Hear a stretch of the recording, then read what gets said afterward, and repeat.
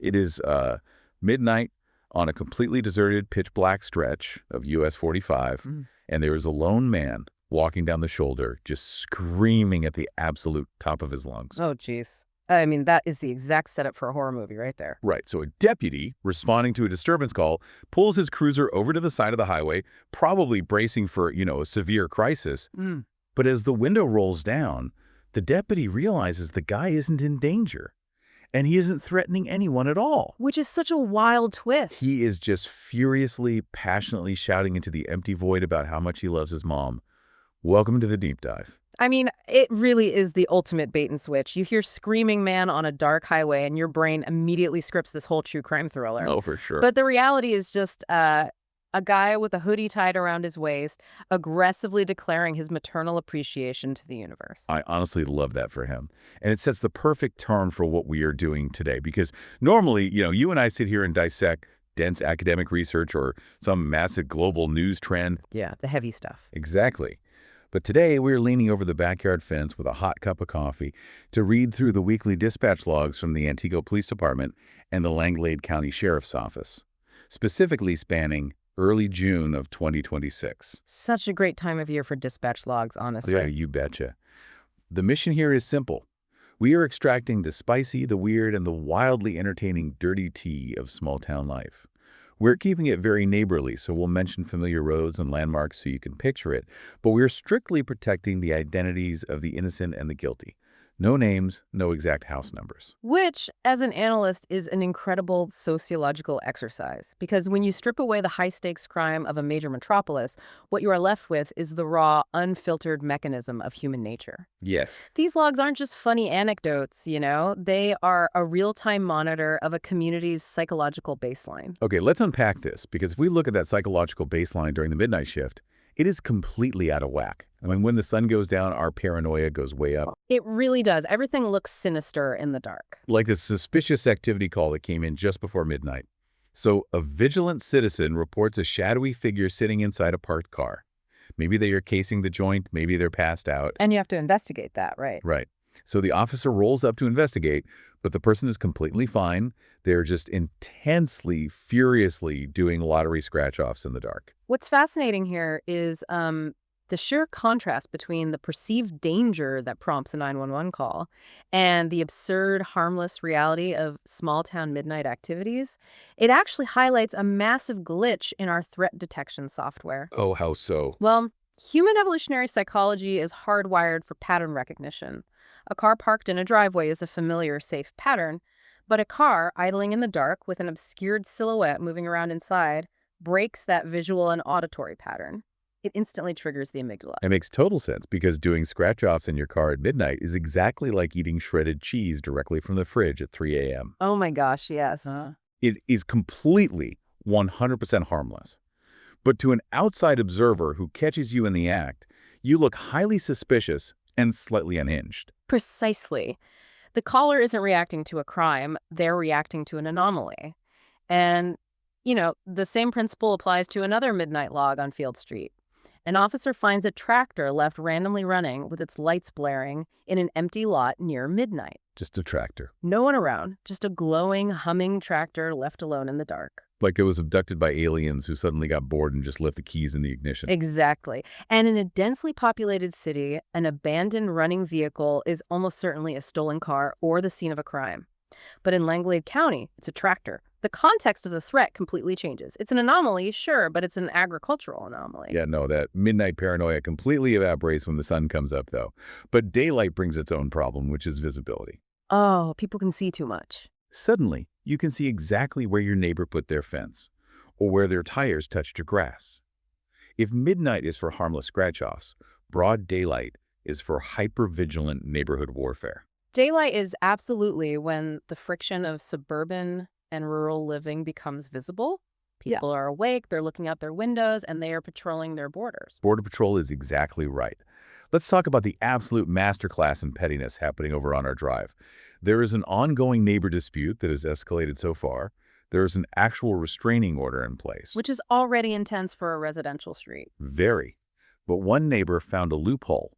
They retaliated by setting up a motion sensor alarm that triggers and blares a siren every single time the caller steps outside their own house. It is a brilliant, albeit terrible, example of malicious compliance. I mean, they aren't crossing the property line. They aren't physically breaking the parameters of the restraining order. They are literally weaponizing sound. Here's where it gets really interesting, right? At what point does a motion sensor alarm cross the line from home security into actual psychological warfare? Because if I cannot walk out to check my mail without a siren going off, my cortisol levels are spiking. I am losing my mind. And that is exactly how psychological warfare operates in close quarters. It relies entirely on auditory fatigue and unpredictability. Right. Constant, unpredictable, loud noises elevate your heart rate and trigger your sympathetic nervous system. That's your fight or flight response. The neighbor has essentially turned a legal nuisance into a physiological weapon. It forces the victim into a state of hyperarousal every time they open their front door. Which is terrifying, but I mean, it also requires a level of dedication to the feud that I almost have to respect. And it's not an isolated incident of territorial aggression either.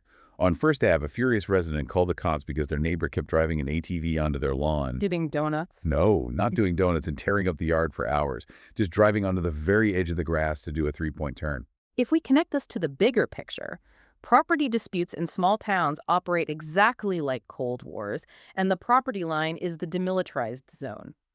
Driving an ATV onto the edge of the grass isn't viewed as a minor traffic convenience. It is a deliberate test of the border defenses. Wait, you think it's a probe, like they're testing the waters? Absolutely. The homeowner thinks, if I don't call the police over this ATV tire track today, tomorrow they will build a shed on top of my petunias. It's the slippery slope fallacy applied directly to landscaping. Okay, that perfectly explains the guy on 6th Ave. A resident called in a civil complaint because their neighbor was digging a hole without a proper land survey. Just digging a hole. Yes. And the caller was actually at work, dialed the police, and literally said, "I'm leaving work right now. I'll be there in 5 minutes." They clocked out to rush home and physically stop an unsurveyed hole. Because once that hole is dug, the boundary feels permanently altered. These invisible lines on a municipal map become the most rigid emotional barriers in a homeowner's life. It's territoriality in its purest, most primate form. So we have all these humans aggressively guarding their invisible lines. But what happens when the trespasser doesn't care about property laws at all because they are an animal, or perhaps just driving like one? Oh boy. That brings us to the chaos of rural geography intersecting with daily life. Right, because when you border farms, fields, and deep woods, the rigid human rules just don't apply anymore. Case in point, out near State Road 55 and Van Osteen Road, a black Jeep with wide extended tires decided to go off-roading in a farmer's field. They did donuts, drove in reckless circles, and managed to rip up 400 yards of wire fence. Let's contextualize that. For you listening, 400 yards is 4 entire football fields of destroyed, tangled fencing. That is a massive structural failure and a significant financial hit. A total headache. So the deputy goes out and walks the fence line with the farmer. And what is the farmer's reaction to this absolute destruction of his livelihood? He looks at the deputy and just says, "Well, with the little info we have, you probably won't find him. I'll just fix the fence myself." It is a textbook example of a strong internal locus of control. Okay, wait, I have to push back on this. Is it really a strong internal locus of control? Or is it just a total lack of faith in the justice system? That's a fair question. Because if someone destroyed 4 football fields of my property, my first instinct isn't to go grab the wire cutters, it's to demand accountability. Why is the rural threshold for just giving up on the police so much lower? That is a very fair challenge. But think about the practical mechanics of the situation. It's less about a lack of faith in the police and more about a harsh, pragmatic calculation of probabilities. Like, what are the odds of actually catching them? Right. The farmer knows the Jeep is long gone into a network of endless back roads. He knows the odds of forensic evidence leading to a specific set of tires in Langlade County are near zero. In psychology, a person with an internal locus of control believes they are responsible for their own success or failure, regardless of outside forces. And an external locus would mean what exactly? A person with an external locus would stand there and demand the police fix it immediately. The farmer calculates that waiting for justice takes time, but his cows could wander onto the highway today. Deep-seated pragmatism simply overrides the desire for retribution. Oh, fence is down, better get the pliers. It's an incredible level of stoicism. And, it's not just rogue Jeeps out in the field.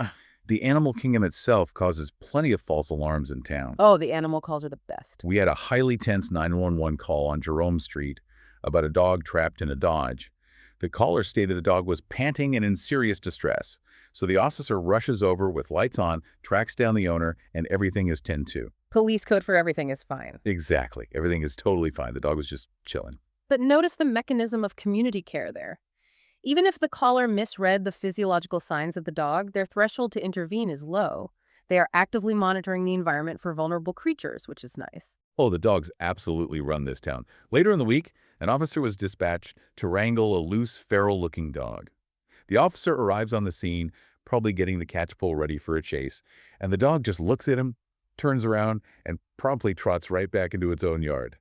Case closed. The dog literally self-arrested. It recognized the authority figure and submitted to its own boundary. But the ultimate boundary disrespecters in Wisconsin are the deer.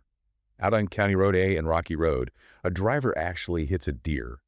It's a solid collision. But the deer just shakes it off and bolts into the woods. As they do. And what does the driver do? They pick up their, quote, one piece of debris from the shattered headlight, call dispatch to say they'll just file a report online and casually drive away. This raises an important question, though, about how we normalize environmental hazards. In a lot of places, hitting a large animal is a traumatic traffic stopping event. Oh yeah, people would panic. But here, it is treated with the routine acceptance of a pothole. Pardon me, let me grab my broken plastic. I have places to be. It reflects a daily collision between nature and modern life that locals have simply factored into their commute times. Exactly. Sometimes the threat isn't a malicious neighbor, and it isn't an unpredictable deer. Sometimes a collision of circumstances looks like a genuine crime scene, but it is actually just a clumsy afternoon. These are the entries that truly humanize the logs for me. The false alarms driven entirely by our own misunderstandings. They are spectacular. Let's head back over to 6th Ave. A resident comes home and immediately calls in a suspicious activity, possible arson report. Arson? Yes. Why? Because they found their planter tipped over. Yeah. And to them, it looked like it, quote, was caught on fire. To be fair, if you come home and your beloved petunias are scattered across the concrete and there's dark potting soil smeared everywhere, your brain might briefly misinterpret the dark soil as scorch marks. But jumping straight to arson, the officer gets there and quickly deduces, nope, no fire, just a tipped planter. Probably knocked over by a stiff breeze or a very clumsy squirrel. But the panic on the phone is so real. Or, oh, how about the classic accidental 911 dial on Crystal Court? Ah, the open line. Dispatchers get an open line with nothing but static. This is where the technical operations of a 911 call center are so crucial and honestly often misunderstood. So what does this all mean? How do they actually handle a call where no one says a word? Because that sounds stressful. It requires a highly specific standard operating procedure. A dispatcher can't just hang up on static because it could be someone experiencing a medical emergency or someone hiding from an intruder who can't speak. So they initiate the silent call protocol. Okay, what does that involve? First, they listen intently for background clues, breathing, machinery, muffled voices. Simultaneously, the system is using Phase 2 E911 location data. It pings the caller's cell phone against the nearest cell towers, measuring the time delay of the signal to triangulate a radius of where the phone is located. And while the computer does that, the dispatcher attempts a callback. And the callback on Crystal Court is pure comedy. The dispatcher calls the number back, probably holding their breath, waiting for a whisper or a plea for help, and it's just a guy. Just a guy. He answers cheerfully. He is happily working on his dog down by the water. His phone is probably squished against the wood in his pocket.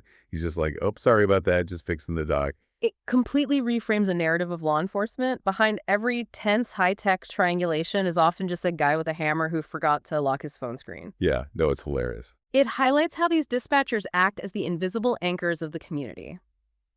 They are triaging these wildly varying situations. Mangled window screens, a guy screaming on a highway, a tipped-over planter, all with the exact same calm, clinical, professional demeanor they use for actual life-threatening emergencies. They are the ultimate, infinitely patient problem solvers. Which brings us to my absolute favorite entry of the week. Over on Charlotte Street, a caller had to sheepishly dial the police for a vehicle lockout. Happens all the time. But they didn't just lock their keys in the car. They locked their keys inside a running pickup truck. Oh no, there is a very specific deeply biological sinking feeling associated with that sound. Imagine it. I really want you listening to put yourself in these shoes. You step out of the truck to grab something, the heavy metal door swings shut behind you, and you hear that distinct click of the automatic locks. The worst sound. The engine is humming loudly. The AC is probably blasting inside. And you are standing in your own driveway on Charlotte Street, realizing you now have to call the cops. The psychological walk of shame. It is. You have to stand next to your running, vibrating vehicle while the whole neighborhood peeks through their blinds, wondering why your truck has been idling for 20 minutes. The dispatch logs literally note that the caller said they will be waiting for law enforcement. They're just standing guard over their own poor decision-making. The hum of the engine is essentially mocking them until the deputy arrives with the Slim Jim. Yep. Don't mind me, folks.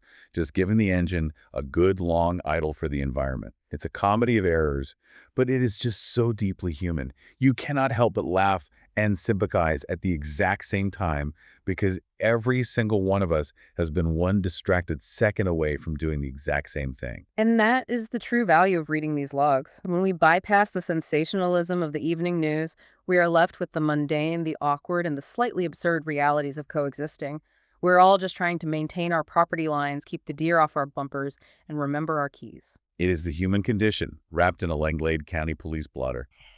Which brings us to the end of our deep dive today, and it is time for our official moral of the week. Let's hear it. If you take nothing else away from these early June dispatches, remember this.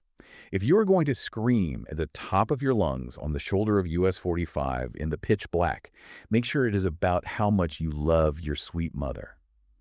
Keep your ATV off the neighbor's grass unless you want to trigger a neighborhood Cold War. And please, finish your scratch-offs at the kitchen table where you belong so the rest of us can get some sleep. That is exceptionally sound advice for maintaining the delicate ecosystem of small-town peace. I thought so. Yeah. But before we let you go, I want to leave you with one final provocative thought. We spent this time laughing at these summarized logs, painting these vivid pictures of farmers and feral dogs in our heads. But think about the exact psychological profile of the dispatcher on the other end of that radio console. We get to read the funny summaries after the fact. Right, but they have to live it in real time. Exactly. What kind of superhuman patience and cognitive flexibility does it take to answer a ringing phone hour after hour and have to deduce, using nothing but the tone of a panicked voice, whether a tipped-over planter is a targeted arson attack or just a stiff Langlade County breeze? They essentially function as human lie detectors and emotional sponges. They absorb the community's highest spikes of anxiety and have to instantly neutralize it into actionable data. It really is incredible. It is something to mull over the next time a police cruiser rolls past you while you're grabbing a coffee at the local Quick Trip. We're all just out here trying to keep our dogs in the yard and our tractors turned off. Thanks for leaning over the fence and sipping this tea with us today. We'll catch you next time.